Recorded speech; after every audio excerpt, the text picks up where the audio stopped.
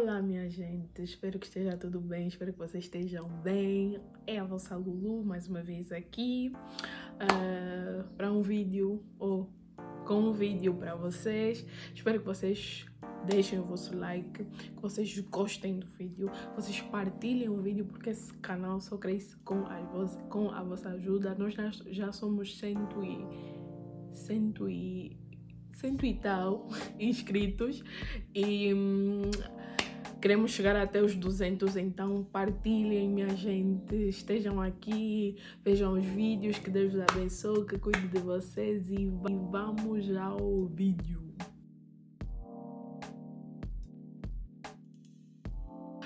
Alguns dias atrás eu pus uma caixinha no Instagram para as pessoas mandarem perguntas e eu vou responder essas perguntas aqui neste vídeo. Se gostas de vídeos de perguntas e respostas, deixa já o teu like, começa já a compartilhar e começa já a interagir aqui embaixo nos comentários, porque é muito importante. Quando vocês gostam do vídeo, quando vocês interagem no vídeo, quando vocês compartilham o vídeo, o YouTube entende que vocês gostam do conteúdo e manda mais para vocês, e quem sabe até manda para as outras pessoas, que vocês perceberam. Então vamos a isso. Bem, primeira pergunta: notas muito a diferença entre os adolescentes? Notas muita diferença entre os adolescentes angolanos e alemães? Bem, adolescentes são adolescentes. Em qualquer fase da vida, adolescentes são adolescentes. E realmente eu não convivi assim com muitos adolescentes alemães. Eu só vi que a cultura realmente é outra. Então, não só a cultura, mas aqui a educação é outra. Coisas que meninas de 14, 15 anos em Angola ainda não podem fazer, aqui elas já podem fazer, porque as pessoas veem isso de outra maneira. Aqui os adolescentes realmente têm mais liberdade, os adolescentes andam até tarde na rua, não que todas as casas sejam iguais, mas eu sinto sim que em Angola os pais ainda têm certos cuidados, ainda têm certos valores que são muito intrínsecos, que são muito característicos da nossa cultura. E aqui também tem os seus valores, claramente, mas os adolescentes são um pouco mais saidinhos da casca, eles têm mais liberdade, eles andam mais, viajam mais. É normal alguém dizer: não, mãe, posso ir com a minha colega, com a família da minha colega para a Itália? Ok, talvez isso em Angola, em 20% das famílias seria normal, mas 70% uma menina de 14 anos ou de 15 anos não pode simplesmente viajar com a família da colega, se a família não tem aquela amizade com a sua família, se a mãe e o pai não estão sempre, se os pais não conhecem as pessoas. Por exemplo, aqui claramente que tem isso, que a adolescente tem que dizer onde é que está, onde é que está, ou com quem é que está, o que é que vai fazer, mas o controle eu diria que não é tanto. E eu sinto que aqui os adolescentes são um pouco mais faltadores de respeito, mas a educação é outra, e tem um motivo para eles terem um pouco mais de liberdade, não só nas suas ações, mas como também no seu pensamento, na sua fala e nas suas respostas. É uma fase complicada para qualquer pessoa. A adolescência é uma fase complicada, são muitos hormônios, são muitas coisas. Aqui parece que os pais respeitam mais a fase dos hormônios do que talvez em Angola. Há coisas que os pais angolanos tipo não toleram, que aqui os pais alemãos, não sei, os deutsches tolerariam. É diferente. Foi a mudança para um país completamente diferente. Bem, eu posso dizer, eu já estava preparada psicologicamente para esta viagem. Como eu vos disse, eu fiquei quase toda a minha vida eu já sabia que eu ia estudar na Europa. Tudo bem, o meu grande sonho, as coisas que eu pensava na minha mente sempre foi muito Inglaterra, porque eu gostava, eu por simplesmente gostava da pronúncia, gostava da ideia de estudar na Inglaterra, mas depois foi que calhou a Alemanha, porque eu já tinha família aqui. E isso também realmente foi bom, graças a Deus que eu estou aqui, porque Deus também tem um propósito para mim aqui. E realmente eu já estava preparada psicologicamente. Claro que teve momentos, sei lá, 5 meses depois, 6 meses depois, eu me dei conta que sim, eu estava a viver um choque de cultura, e isso é normal para toda a gente que muda de país para uma cultura totalmente diferente, totalmente drástica, em que as coisas acontecem de maneira totalmente diferente. Eu tive esse choque de cultura. Não posso dizer que foi fácil, porque eu não estava a aceitar essa minha fase de ter esse choque de cultura, mas contudo foi necessário e a minha experiência foi boa. Eu, graças a Deus, fui muito bem recebida pelas pessoas que já estavam aqui, cuidaram muito bem de mim. Eu tive acesso a uma família tipicamente alemã e eu entendi as coisas que são e porque que as coisas são como são. Eu tive acesso aos dois lados da moeda, e isso eu só tenho que agradecer a Deus.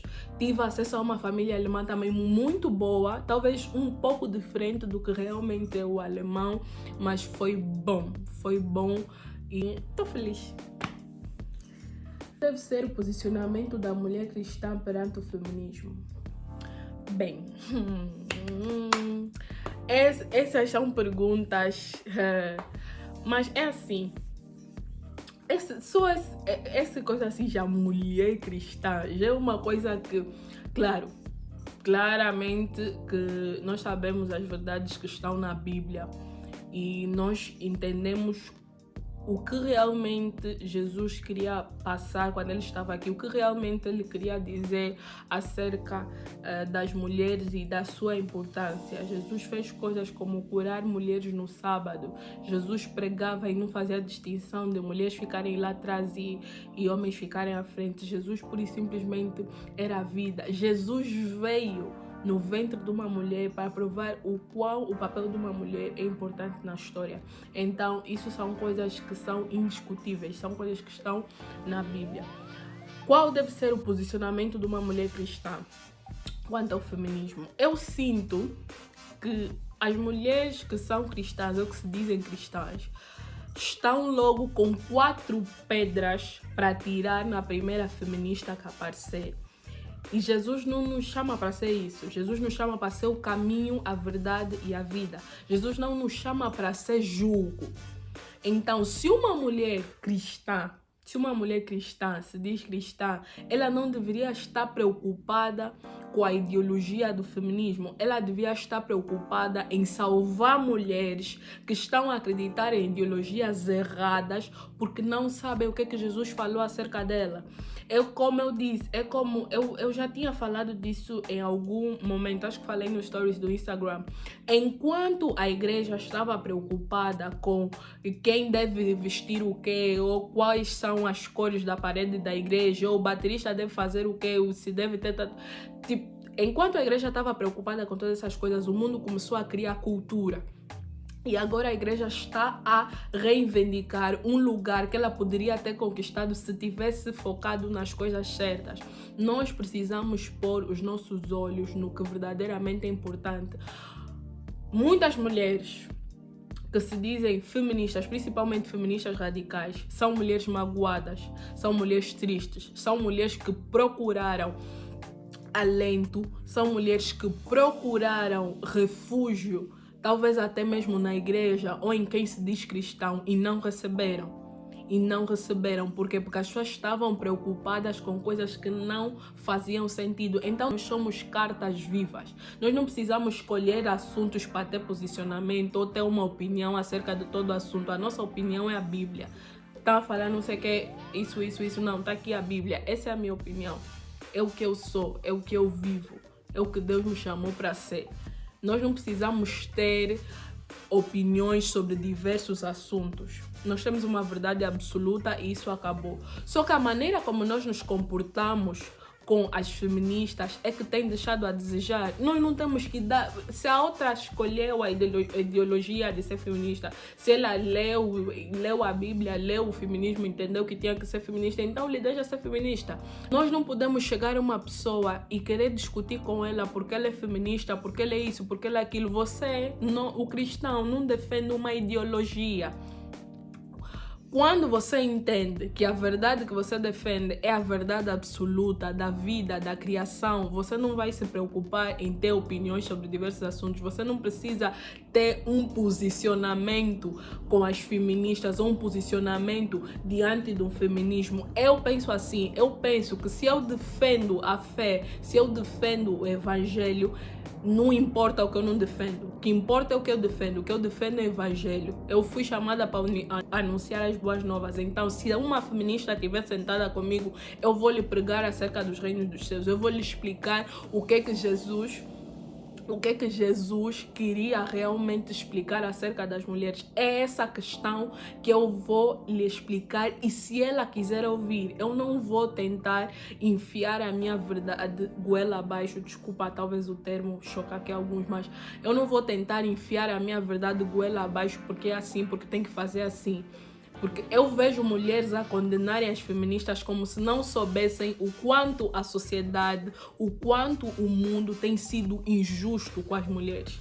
O mundo tem sido injusto com as mulheres. Eu entendo a luta das feministas. Claramente, talvez umas coisas perderam sentido. Talvez no caminho elas pensaram que Jesus era uma coisa, que Jesus era religião, que Jesus era jugo, e por isso não queriam seguir. Então, nosso papel aqui é mostrar Jesus é isso.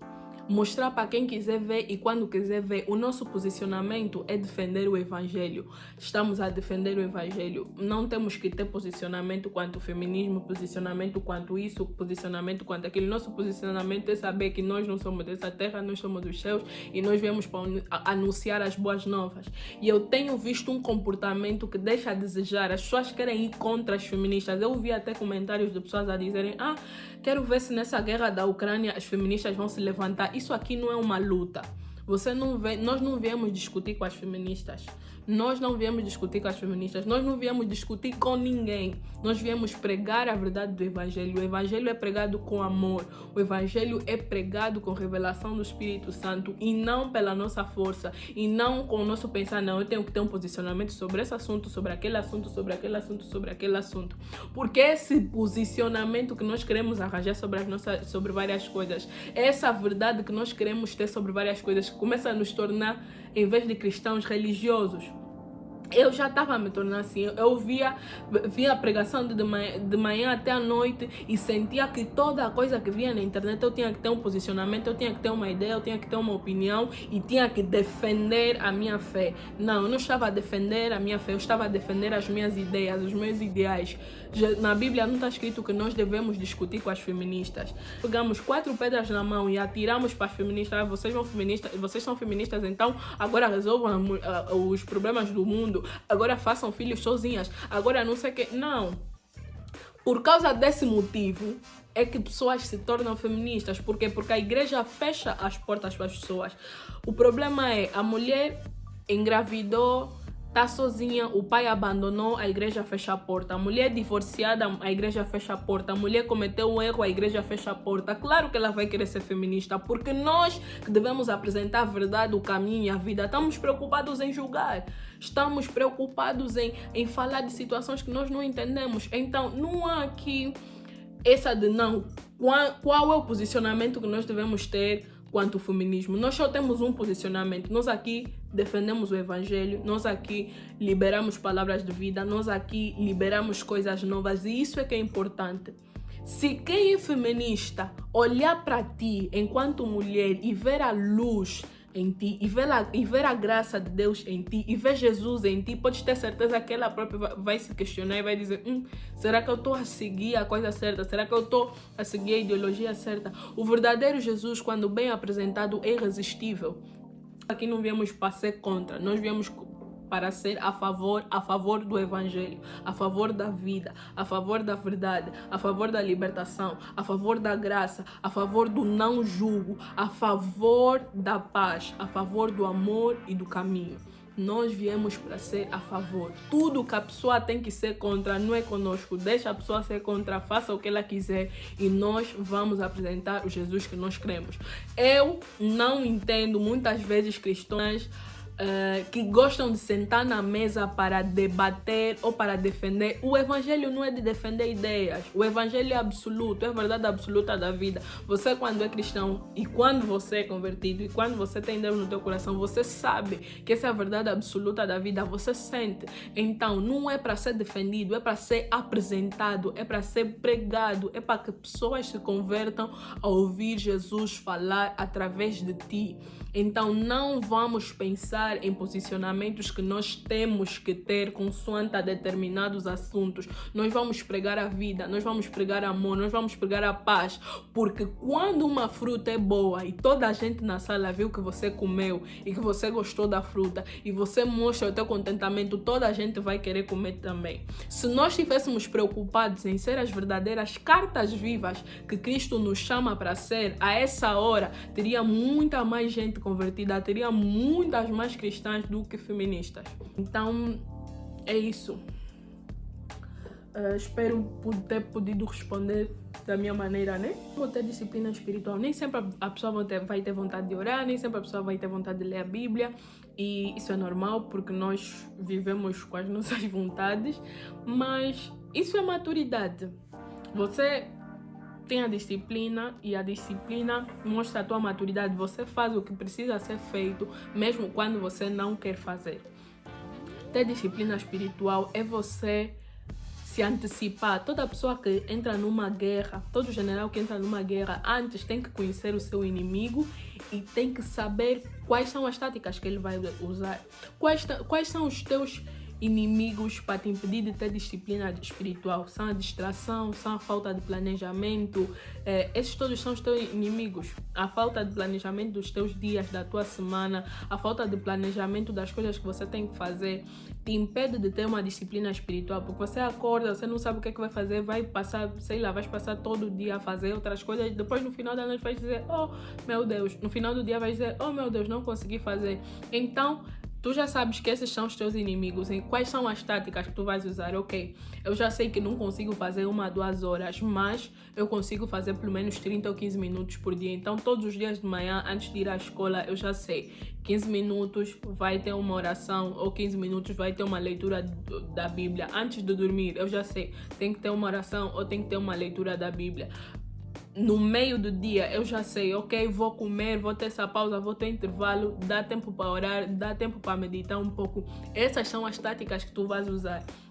Tu vais criar um schedule, tu vais criar uma rotina de oração, de meditação na palavra, porque isso vai te ajudar muito. Então vai vendo, vai pensando, combater, ok, eu tenho que ter disciplina, então vou definir horários. Não vais falar, não, de manhã não sei o que, não. Se eu acordo às 6, eu já sei que às 7h30 vou fazer isso, para as 8h30 estou na escola, já fiz o meu devocional, ou já orei, ou já fiz o que eu devia fazer. E é assim que vais tendo mais disciplina espiritual, basicamente. Não é muito espurque-purque. O problema é que ao longo do dia, o inimigo quer impedir os verdadeiros adoradores de adorar. O inimigo quer impedir que os filhos de Deus tenham tempo com a palavra, tenham tempo com Deus. Então, vai arranjar várias coisas no teu dia, vai te distrair. Para você não ser distraído, você tem que saber o que você vai fazer. Para você saber o que você tem que fazer, você tem que planear o que você tem que fazer. Eu sei que na minha fraqueza eu sou forte porque tu és comigo, então fala simplesmente com o Senhor. Fala simplesmente com o Senhor, ora. A oração é uma arma poderosíssima. Nós não temos que saber tudo, nós não temos que ser perfeitos e nós temos que deixar de nos comparar com as outras pessoas, a pensar que porque o outro faz bem, que porque o outro consegue, porque o outro tem disciplina espiritual, porque o outro tem devocional todos os dias, porque o outro faz sempre todos os dias, nós também temos que ser perfeitos. Não, nós podemos olhar e dizer, Deus, eu gostaria de ser como a fulana, de ter a disciplina espiritual que ela tem. Podemos sim, mas nós temos que deixar de nos comparar. Cada um vive o seu processo, cada um vive a sua história, cada um é um ser humano diferente e único. Então vamos usar a oração como nossa arma poderosa. Vamos orar e pedir, Deus, ou não consigo, eu entrego nas tuas mãos. Faz tu e podes ter a certeza que Deus vai te ouvir.